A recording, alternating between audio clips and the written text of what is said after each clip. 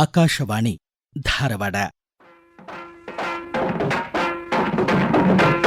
ಸಮಾಚಾರ ದರ್ಶನ. ಮುಖ್ಯಾಂಶಗಳು. ಸಂಸದರ ಕ್ರೀಡಾ ಮಹೋತ್ಸವ 2025 ಧಾರವಾಡ ಲೋಕಸಭಾ ಕ್ಷೇತ್ರ ವ್ಯಾಪ್ತಿಯಲ್ಲಿ ಜನವರಿ 25ರವರೆಗೆ ಕ್ರೀಡೋತ್ಸವ. ಮಹಾತ್ಮ ಗಾಂಧಿ ಉದ್ಯೋಗ ಖಾತ್ರಿ ಯೋಜನೆ ವಿಕಸಿತ ಭಾರತ ಜಿ ಯೋಜನೆಯಾಗಿ ಕೇಂದ್ರದಿಂದ ಮರುನಾಮಕರಣ. ಆತ್ಮನಿರ್ಭರ ಭಾರತ ಸ್ವದೇಶಿ ವಸ್ತುಗಳ ಬಳಕೆಯಿಂದ ಸಾಧ್ಯ, ವಿವಿಧೆಡೆ ಜನಾಂದೋಲನ.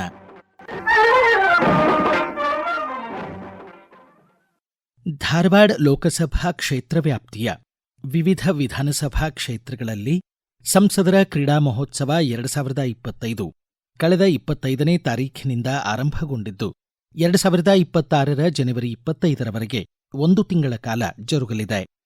ಪ್ರಧಾನಮಂತ್ರಿ ನರೇಂದ್ರ ಮೋದಿಯವರ ಆಶಯದಂತೆ ಸಂಸದರ ಮಾಸಿಕ ಕ್ರೀಡಾ ಮಹೋತ್ಸವ ಆಯೋಜಿಸಿದ್ದಾಗಿ ಕೇಂದ್ರ ಗ್ರಾಹಕ ವ್ಯವಹಾರಗಳ ಖಾತೆ ಸಚಿವ ಪ್ರಹ್ಲಾದ್ ಜೋಶಿ ಹುಬ್ಬಳ್ಳಿಯಲ್ಲಿ ತಿಳಿಸಿದ್ದಾರೆ.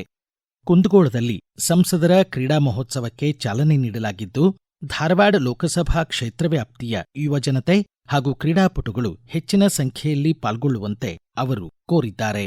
ಪ್ರಧಾನಿ ಮೋದಿಯವರ ಆಶಯದಂತೆ ಧಾರವಾಡ ಲೋಕಸಭಾ ಕ್ಷೇತ್ರದ ಎಲ್ಲ ವಿಧಾನಸಭಾ ಕ್ಷೇತ್ರಗಳಲ್ಲಿ ಸಂಸದ ಕ್ರೀಡಾ ಮಹೋತ್ಸವ 2025-26ರ ಕಾರ್ಯಕ್ರಮಗಳು ಡಿಸೆಂಬರ್ 25ರಿಂದ 2026 ಜನವರಿ 30ರವರೆಗೆ ನಡೆಯಲಿವೆ. ಧಾರವಾಡ ಲೋಕಸಭಾ ಕ್ಷೇತ್ರದ ವ್ಯಾಪ್ತಿಯ ಆಸಕ್ತರು ಗುಂಪು ಆಟಗಳು, ಅಥ್ಲೆಟಿಕ್ಸ್ ಮತ್ತು ದೇಶೀಯ ಆಟ ವಿಭಾಗದಲ್ಲಿ ಭಾಗವಹಿಸಬೇಕೆಂದು ಮತ್ತು ಭಾಗವಹಿಸುವ ಆಟಗಾರರನ್ನು ಪ್ರತಿಬಿಂಬಿಸಬೇಕೆಂದು ವಿನಂತಿಸುತ್ತೇನೆ. ಪೋರ್ಟಲ್ ಮೂಲಕ ಆಟಗಾರರು ತಮ್ಮ ಹೆಸರನ್ನು ನೋಂದಾಯಿಸಲಿಕ್ಕೆ ಅವಕಾಶ ಇದೆ. ಅದರ ಉಪಯೋಗವನ್ನು ಪಡೆಯಬೇಕಾಗಿ ನಾನು ವಿನಂತಿಸುತ್ತೇನೆ. ನಮಸ್ಕಾರ. ವಿಕಸಿತ ಭಾರತ 2047 ಜಿ ದೇಶ ಕಟ್ಟುವ ಕಾಯಕ ಎಂದು ರಾಜ್ಯಸಭೆ ಸಂಸದ ಬೆಳಗಾವಿಯ ಈರಣ್ಣ ಕಡಾಡಿ ಹೇಳಿದ್ದಾರೆ. ಹಿಂದೆ ಮಳೆ ಬಂದರೆ ಕೊಚ್ಚಿ ಹೋಗುವ ಮಣ್ಣು ಅಗೆಯುವ ಕೂಲಿ ಕೆಲಸ ನೀಡಲಾಗುತ್ತಿತ್ತು. ಈಗ ರಸ್ತೆ, ಚೆಕ್ಡ್ಯಾಂನಂತಹ ಶಾಶ್ವತ ಆಸ್ತಿಗಳನ್ನು ನಿರ್ಮಿಸಿ ವಿಕಸಿತ ಭಾರತದ ಹಳ್ಳಿಗಳ ಸುಸ್ಥಿರ ಅಭಿವೃದ್ಧಿಗೆ ಹೊಸ ಅಲೆ ಸೃಷ್ಟಿಸಲಾಗುತ್ತಿದೆ ಎಂದು ಎಕ್ಸ್ ಮಾಧ್ಯಮದಲ್ಲಿ ತಿಳಿಸಿದ್ದಾರೆ. ಕೇಂದ್ರ ಸರ್ಕಾರ ಮಹಾತ್ಮ ಗಾಂಧಿ ನರೇಗಾ ಯೋಜನೆಗೆ ಬದಲಾಗಿ ವಿಕಸಿತ ಭಾರತ 2047 ಜಿ ಯೋಜನೆ ಎಂದು ಮರುನಾಮಕರಣ ಮಾಡಿದೆ. ಕಟಾವು, ಬಿತ್ತನೆ ಇತ್ಯಾದಿ ಕೃಷಿ ಕೆಲಸಗಳನ್ನು ಯೋಜನೆ ವ್ಯಾಪ್ತಿಗೆ ತಂದಿದ್ದು ರೈತಾಪಿ ವರ್ಗಕ್ಕೆ ಅನುಕೂಲವಾಗಿದೆ ಎಂದು ಉತ್ತರ ಕನ್ನಡ ಜಿಲ್ಲೆ ಹೆಗ್ಡೆ ಗ್ರಾಮ ಪಂಚಾಯಿತಿ ಅಧ್ಯಕ್ಷ ಮಂಜುನಾಥ್ ಪಟಿದಾರ್ ಸಮಾಚಾರ ದರ್ಶನಕ್ಕಾಗಿ ತಮ್ಮ ಅನಿಸಿಕೆ ಹಂಚಿಕೊಂಡಿದ್ದಾರೆ. ಕೇಂದ್ರ ಸರ್ಕಾರ ಹೊಸ ಯೋಜನೆ ಅಂದ್ರೆ ಮಹಾತ್ಮ ಗಾಂಧಿ ರೋಜ್ಗಾರ್ ಯೋಜನೆ ಬದಲು ವಿಕಸಿತ ಭಾರತ ರೋಜ್ಗಾರ್ ಯೋಜನೆ ತಂದಿರುವುದು. ಅದರ ಮೂಲಕವಾಗಿ ರೈತಾಪಿ ವರ್ಗದ ಜನರಿಗೆ ಕೃಷಿ ಮಾಡುವಂತವರಿಗೆ ಕಟಾವು ಮಾಡುವಂತಹ ಸಂದರ್ಭದಲ್ಲಿ ಮತ್ತು ಬೇಸಾಯ ಮಾಡುವಂತಹ ಸಂದರ್ಭಕ್ಕೆ ಅದಕ್ಕೆ ಉಪಯೋಗ ಆಗುವಂತಹ ಯೋಜನೆಗಳು ಈ ಯೋಜನೆಯಲ್ಲಿ ಇದೆ. ರೈತರಿಗೆ ಅನುಕೂಲ ಆಗುವಂತದ್ದು ಜಿ ಎಂಬ ಹೆಸರನ್ನು ಕೊಟ್ಟಿರುವುದು ಬಹಳ ಉತ್ತಮವಾದಂತಹ ಮಹತ್ವವಾದಂತಹ ನಿರ್ಣಯ ಅಂತ ಈ ಸಂದರ್ಭದಲ್ಲಿ ನಾನು ಹೇಳಲಿಕ್ಕೆ ಬಯಸ್ತೇನೆ. ವಿಜಿ ಯೋಜನೆಯಡಿಯಲ್ಲಿ ಬಿತ್ತನೆ ಕೆಲಸ ಮತ್ತು ಕಟಾವು ಮಾಡುವಂತಹ ಯೋಜನೆ ಸಹ ಯೋಜನೆಯಡಿಯಲ್ಲಿ ಬಂದಿರುವುದು ರೈತಾಪಿ ವರ್ಗದ ಜನರಿಗೆ ಬಹಳ ಅನುಕೂಲ ಆಗುವಂತಹ ಯೋಜನೆಯಾಗಿದೆ.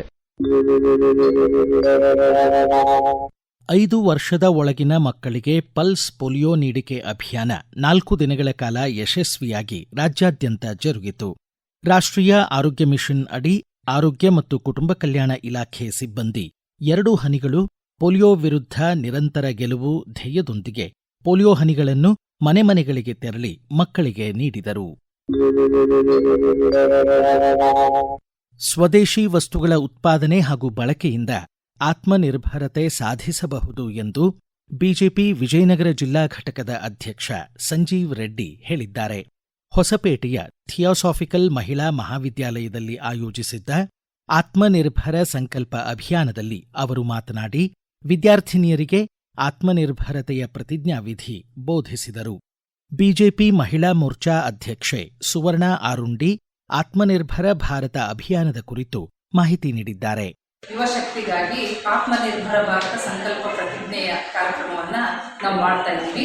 ಸ್ವದೇಶಿ ಅನ್ನುವಂಥದ್ದು ಇದರ ಮುಖ್ಯ ಸಾರಾಂಶ. ಸ್ವದೇಶಿ ಅಂತ ಹೇಳಿದ್ರೆ ನಮ್ಮ ದೇಶದ ಆರ್ಥಿಕ ಸ್ಥಿತಿಯನ್ನ ನಾವು ಉತ್ತಮಗೊಳಿಸಿಕೊಳ್ಳಿಕ್ಕಾಗಿ ನಮ್ಮ ಸ್ವದೇಶಿ ವಸ್ತುಗಳನ್ನ ನಾವು ಬಳಸಬೇಕು. ಇದರಿಂದ ನಮ್ಮ ಆರ್ಥಿಕತೆ ಹೆಚ್ಚೋದಲ್ಲದೆ ನಮ್ಮ ಸ್ವಾವಲಂಬಿಯ ಬದುಕನ್ನು ಕೂಡ ನಾವು ಕಟ್ಕೊಳ್ಳಿಕ್ಕೆ ಸಾಧ್ಯ ಆಗುತ್ತೆ. ಇಂಥ ಒಂದು ಕನಸನ್ನ ನಾವು ಪ್ರಾಚೀನ ಕಾಲದಿಂದಲೂ ಕೂಡ ನಮ್ಮ ಭಾರತ ದೇಶದಲ್ಲಿ ನೋಡ್ತಾ ಇದ್ವಿ. ಇವತ್ತೂ ಕೂಡ ನಮ್ಮ ಭಾರತದ ಬೆಳವಣಿಗೆಯಲ್ಲಿ ಅದು ಅಡಿಪಾಯವನ್ನ ಹಾಕ್ತಾ ಇದೆ. ನರೇಂದ್ರ ಮೋದಿಜಿಯವರು ಒಂದು ಕನಸನ್ನ ಕಂಡಿದ್ದಾರೆ, ಆತ್ಮನಿರ್ಭರ ಭಾರತ ಅಂತ.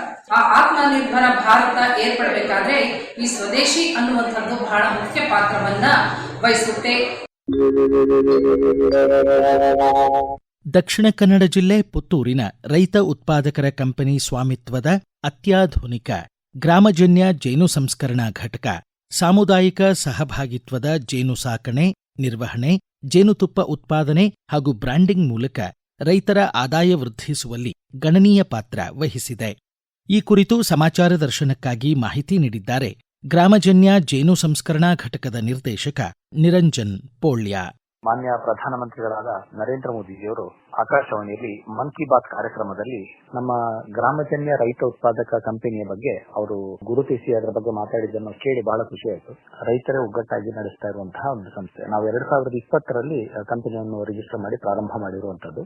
ಈಗ ಒಂದು ಸುಮಾರು 3,000ರಷ್ಟು ಸದಸ್ಯರು ನಮ್ಮ ಸಂಸ್ಥೆಯಲ್ಲಿದ್ದಾರೆ. ನಾವು ಜೇನಿನ ಮೌಲ್ಯವರ್ಧನೆಯ ನಿಟ್ಟಿನಲ್ಲಿ ಕೆಲಸ ಮಾಡ್ತಾ ಇದ್ದೇವೆ. ಜೇನು ಸಂಬಂಧಿ ಉತ್ಪನ್ನಗಳು, ಜೇನು ಮೇಣ ಸಂಬಂಧಿ ಉತ್ಪನ್ನಗಳನ್ನು ನಾವು ತಯಾರು ಮಾಡ್ತಾ ಇದ್ದೇವೆ. ಈ ನಮ್ಮ ಪ್ರಯತ್ನಗಳನ್ನು ಗುರುತಿಸಿ ಕೇಂದ್ರ ಸರ್ಕಾರದ ನ್ಯಾಷನಲ್ ಬಿ ಬೋರ್ಡ್ ಅನ್ನುವಂತಹ ಒಂದು ಅಧೀನ ಸಂಸ್ಥೆ ನಮಗೊಂದು ಗ್ರಾಂಟ್ ಕೊಡ್ತದೆ. ಅಂತಾರಾಷ್ಟ್ರೀಯ ಗುಣಮಟ್ಟದ ಜೇನು ಸಂಸ್ಕರಣಾ ಘಟಕ ತಯಾರು ಮಾಡಬೇಕು ಅಂತ ಹೇಳುವಂಥದ್ದು ಸಂಸ್ಕರಣೆ ಕೂಡ ಪ್ರಾರಂಭ ಆಗಿದೆ. ದಕ್ಷಿಣ ಭಾರತದ ಅತಿ ದೊಡ್ಡ ಒಂದು ಜೇನು ಸಂಸ್ಕರಣಾ ಘಟಕವಾಗಿ ರೈತ ಉತ್ಪಾದಕ ಕಂಪನಿಯ ಘಟಕ ಮೂಡಿ ಬಂದಿದೆ. ಸುಮಾರು 40 ಟನ್ನಿನಷ್ಟು ಜೇನನ್ನು ಶೇಖರಣೆ ಮಾಡುವಂತ ಶೀತಲ ಗೃಹ ಕೂಡ ತಯಾರಾಗಿದೆ. ಇದು ಸುತ್ತಮುತ್ತಲ ಹಲವಾರು ಜಿಲ್ಲೆಗಳ ರೈತರಿಗೆ ಖಂಡಿತವಾಗಿ ಸಹಕಾರ ಆಗಲಿದೆ ಅನ್ನುವಂಥ ನಂಬಿಕೆ ನಮ್ದು. ಸರ್ಕಾರದಿಂದ ನಮಗೆ ಉತ್ತಮವಾದ ಬೆಂಬಲ ಕೂಡ ದೊರಕಿದೆ. ಅದೇ ರೀತಿ ರೈತರಿಂದ ಕೂಡ ಉತ್ತಮ ಸ್ಪಂದನೆ ಸಿಗ್ತಾ ಇರುವಂತದ್ದು ಬಹಳ ಸಂತೋಷದ ವಿಷಯ. ಕೇಂದ್ರ ಆಯುಷ್ ಸಚಿವಾಲಯ ದ್ವಿತೀಯ ಆಯುರ್ವೇದ ವಿಶ್ವ ಸಮ್ಮೇಳನವನ್ನು ಕಜೆ ಆಯುರ್ವೇದ ಚಾರಿಟಬಲ್ ಫೌಂಡೇಶನ್ ಸಹಯೋಗದಲ್ಲಿ ನಾಳೆ 28ರವರೆಗೆ ಬೆಂಗಳೂರಿನ ಅರಮನೆ ಮೈದಾನದಲ್ಲಿ ಆಯೋಜಿಸಿದೆ. 4 ದಿನಗಳ ಆಯುರ್ವೇದ ವಿಶ್ವ ಸಮ್ಮೇಳನದ ಕುರಿತು ಮಾಹಿತಿ ನೀಡಿದ್ದಾರೆ ಕಜೆ ಆಯುರ್ವೇದ ಚಾರಿಟಬಲ್ ಫೌಂಡೇಶನ್ ಸಂಸ್ಥಾಪಕ ಡಾ ಗಿರಿಧರ್ ಕಜೆ. ಈಗ ನಡೀತಾ ಇರುವಂತಹ ಆಯುರ್ವೇದ ವರ್ಲ್ಡ್ ಸಮಿಟ್ ಆಯುರ್ವೇದದ ಇತಿಹಾಸದಲ್ಲಿ ಅತ್ಯಂತ ದೊಡ್ಡ ಕಾರ್ಯಕ್ರಮ ಆಗಿ ರೂಪುಗೊಳ್ತಾ ಇದೆ. ಕೇವಲ ಆಯುರ್ವೇದ ಇತಿಹಾಸದಲ್ಲೆಲ್ಲ, ವೈದ್ಯಕೀಯ ಇತಿಹಾಸದಲ್ಲಿ ಇದು ಅತ್ಯಂತ ದೊಡ್ಡ ಕಾರ್ಯಕ್ರಮ ಆಗಿ ಹೊರಹೊಮ್ಮಲಿಕ್ಕಿದೆ. ಧನ್ವಂತರಿ ಪೂಜೆ, ಧನ್ವಂತರಿ ಮಹಾಯಜ್ಞ, ಗೋಪೂಜೆ, ದೇಶಿ ಗೋತಳಿಗಳ ಪ್ರದರ್ಶನ ಮತ್ತು ಅದರ ಮಹತ್ವವನ್ನು ತಿಳಿಯಪಡಿಸುವಿಕೆ, ಇವೆಲ್ಲವುಗಳ ಜೊತೆಯಲ್ಲಿ ಆಯುರ್ವೇದದ 10 ಎಕ್ಸ್ಪೀರಿಯನ್ಸ್ ಸೆಂಟರ್ಗಳು ಅತ್ಯಂತ ಅಪರೂಪದಲ್ಲಿ ಕಾಣಲಿಕ್ಕೆ ಸಿಗುವಂಥದ್ದು. ಅದರ ಮೂಲಕ ಆಯುರ್ವೇದ ಮಹತ್ವ ಏನು, ಯಾವುದೆಲ್ಲ ರೀತಿಯಲ್ಲಿ ಅದನ್ನು ಅಳವಡಿಸಿಕೊಂಡ್ರೆ ನಾವು ತುಂಬಾ ಚೆನ್ನಾಗಿರ್ಲಿಕ್ಕೆ ಸಾಧ್ಯ ಅಂತ ಹೇಳೋದನ್ನ ಈ ವಿಶ್ವ ಸಮ್ಮೇಳನ ಪ್ರಸ್ತುತಪಡಿಸಲಿಕ್ಕಿದೆ. ಸುಮಾರು 60ರಷ್ಟು ಬೇರೆ ಬೇರೆ ರೋಗಗಳ ಕುರಿತಾಗಿ ತಜ್ಞ ವೈದ್ಯರು ಜಗತ್ತಿನಾದ್ಯಂತದಿಂದ ಬಂದು ಈ ಸಮ್ಮೇಳನದಲ್ಲಿ ವಿಜ್ಞಾನ ಪ್ರಬಂಧಗಳನ್ನು ಮಂಡನೆ ಮಾಡಲಿಕ್ಕಿದ್ದಾರೆ. ಗದಗ ಜಿಲ್ಲೆ ಗಜೇಂದ್ರಗಡ ಹಾಗೂ ಸುತ್ತಮುತ್ತಲಿನ ಪ್ರದೇಶಗಳಲ್ಲಿ ಯುರೋಪ್ನಿಂದ ಮಾಂಟೆಗೋ ಹ್ಯಾರಿಯರ್ ಪಕ್ಷಿಗಳು ಚಳಿಗಾಲ ಕಳೆಯಲು ವಲಸೆ ಬಂದಿವೆ. ಹುಲ್ಲುಗಾವಲು ಮತ್ತು ಗುಡ್ಡಗಾಡು ಪ್ರದೇಶದಿಂದ ಕೂಡಿದ ಕಾಲಕಾಲೇಶ್ವರ, ಭೈರಾಪುರ, ನಾಗೇಂದ್ರಗಡ, ಪ್ಯಾಟಿ ಹಾಗೂ ಬೊಮ್ಮಸಾಗರ ಗ್ರಾಮಗಳಲ್ಲಿ ಮಾಂಟೆಗೋ ಹ್ಯಾರಿಯರ್ ಹಕ್ಕಿಗಳು ಕಾಣಸಿಕ್ಕಿವೆ. ಗದಗ ಜಿಲ್ಲೆ ನರಗುಂದದ ಪರಿಸರಾಸಕ್ತ ಮಂಜುನಾಥ್ ನಾಯಕ್ ಮಾಂಟೆಗೋ ಹ್ಯಾರಿಯರ್ ಕಂಡುಬಂದ ಹಿನ್ನೆಲೆ ಮಾಹಿತಿ ನೀಡಿದ್ದಾರೆ.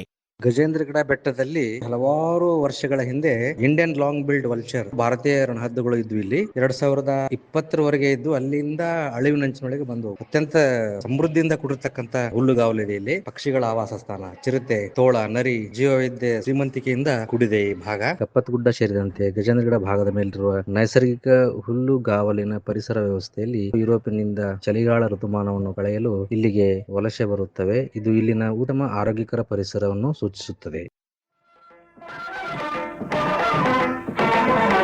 ಇದು ಈ ವಾರದ ಸಮಾಚಾರ ದರ್ಶನ. ಪ್ರಸ್ತುತಿ ಧಾರವಾಡ ಆಕಾಶವಾಣಿಯ ಪ್ರಾದೇಶಿಕ ಸುದ್ದಿ ವಿಭಾಗ. ಸಂಪಾದಕರು ಧಾರವಾಡ ಹಾಗೂ ಬೆಂಗಳೂರು ಆಕಾಶವಾಣಿಯ ಪ್ರಾದೇಶಿಕ ಸುದ್ದಿ ವಿಭಾಗದ ಉಪನಿರ್ದೇಶಕರಾದ ರಾಯ್ ಚಾಕೋ. ನಿರೂಪಣೆ ಹರ್ಷವರ್ಧನ್ ಶೀಲ್ವಂತ್.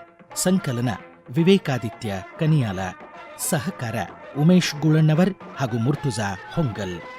ಮುಂದಿನ ವಾರ ಇದೇ ವೇಳೆಗೆ ಮತ್ತೆ ಮೂಡಿ ಬರಲಿದೆ ವಾರದ ವಾರ್ತಾಚಿತ್ರ ಸಮಾಚಾರ ದರ್ಶನ.